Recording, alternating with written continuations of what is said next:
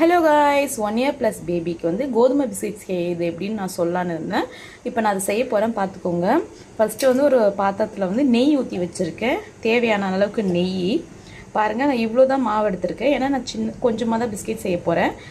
ஒரு pinch of salt, இது வந்து நாட்டு சர்க்கரை, ஒரு 3 ஏலக்காய். ஏலக்காய் நல்லா நாட்டு சர்க்கரை பொடி பண்ணி இந்த மாதிரி மாவு உள்ளே போட்டு பிசைஞ்சிடணும்.